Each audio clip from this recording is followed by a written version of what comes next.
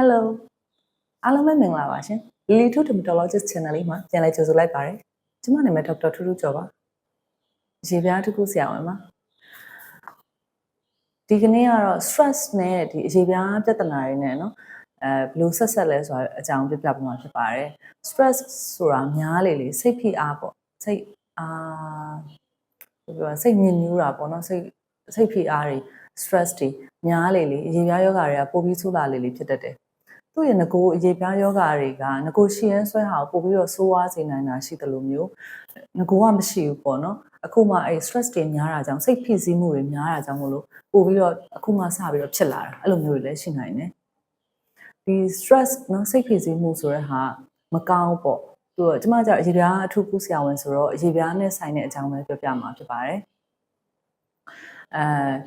အရေးပြားယောဂအကြောင်းပြောမှာပေါ့နော်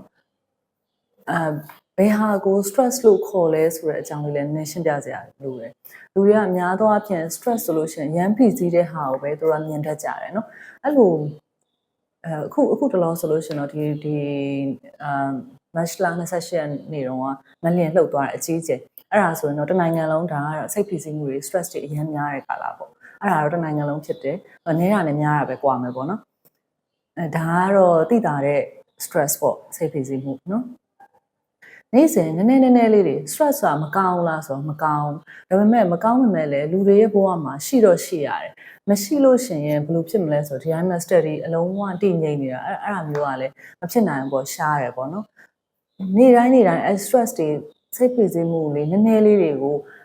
ကြော်လွှားနိုင်တယ် overcome လုပ်နိုင်တယ်အဲ့လိုမျိုးဆိုလို့ရှိရင်လူတွေကတဖြည်းဖြည်းနဲ့ရင့်ကျက်လာတယ်ပေါ့နော်ဒီဟာလေးတွေကနေပြီးတော့အကျိုးအာနိသင်အကျိုးမြတ်တွေရလာတယ်ဆိုရင် तू က mature ဖြစ်လာတယ်လူတွေကတဖြည်းဖြည်းကြီးလာတာနဲ့အမျှနော်ရင့်ကျက်တည်ငြိမ်တယ်ဆိုတာဒါကဖြစ်လာနေ့စဉ် stress လေးတွေနဲ့နည်းနည်းထိတွေ့ပြီးတော့ကြော်လွှားအောင်မြင်ကြတယ်ပေါ့နော်ဒါကတော့ဒီလိုပဲရှိကြတယ်stress ဆိုလို့ရှိရင်ဘယ် stress မှမကောင်း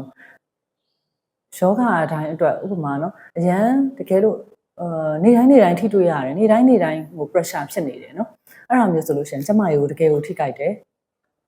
psychology ဒီစိတ်ပညာအရာပေါ့နော်သူက stress ဆိုတာဘယ်လိုဟာမျိုးခေါ်ရလဲဆိုတော့စိတ်ကိုနည်းနည်းလေးကတိကောင်းဖြစ်တယ်လွယ်လေးမဖြစ်ဘူးကွာအဲ့ကတိကောင်းဖြစ်တယ်မွန်းကျက်တယ်အဲ့ဒါမျိုးဆိုလို့ရှိရင်အဲ့ stress ပဲခေါ်တာပဲနော်physical stress တို့ mental stress တို့အဲ့ဒါတွေကတော့ထားလိုက်ပါတော့နော်ဒါရှေ့တွေဖြစ်သွားပြီကျွန်တော်အဲ့ဒါတော့မရှင်းဒီ stress ကြောင့်မို့လို့ကျမရေဘယ်လောက်ထိခိုက်လဲဆိုတော့နေ့ကြာလာလို့ရှိရင် तू อ่ะเนาะ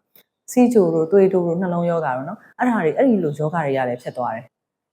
ကြာလာတဲ့နဲ့အညာပို့ပြီးတော့ဆိုးွားလာလို့ရှိရင်လုံးဝကိုမထိန်ချုပ်နိုင်တော့ဘူး control လည်းမလုပ်နိုင်တော့ဘူးကျေရှင်းမှုနည်းလမ်းကလည်းမရှိဘူးအဲ့လိုမျိုးဆိုလို့ရှိရင်တော့ तू อ่ะလို့ဖြစ်သွားမလဲဆိုတော့စိတ်နဲ့ဆိုင်တဲ့ယောဂါတွေပေါ့နော်စိတ်ညစ်ညူးစေတာတို့စိတ်ကြယောဂါတို့အဲ့လိုမျိုးတွေအထိပါဖြစ်သွားတယ်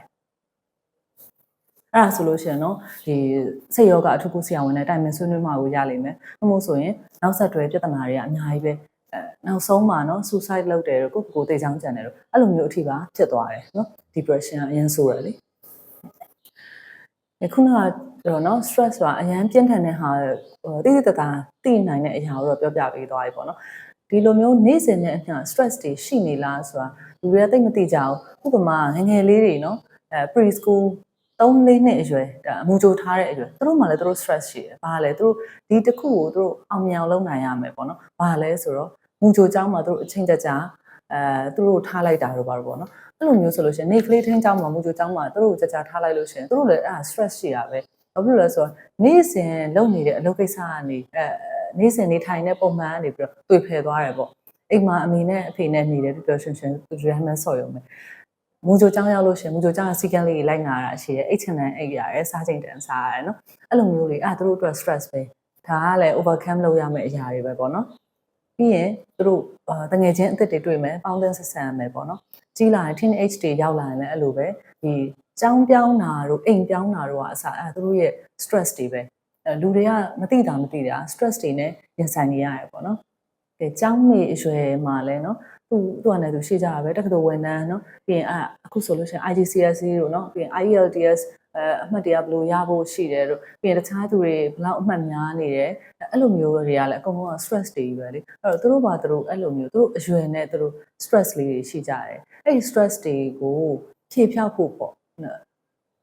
calm down လုပ်နိုင်ရမယ်ကိုယ့်ရဲ့စိတ်ကိုဘယ်လိုเนาะအဲ့လိုမျိုးလေးလုပ်နိုင်မှသာဒီအရေပြားယောဂါဒီမှာအရေပြားဆရာဝန်ဆိုအရေပြားအကြောင်းမပြောဘူးเนาะအရေပြားယောဂါတွေပိုမဆိုးသွားအောင်လို့ပေါ့နော်ဘယ်လိုအရေပြားယောဂါတွေကပို့ပြီးတော့ဆိုးတက်လဲဆိုရင်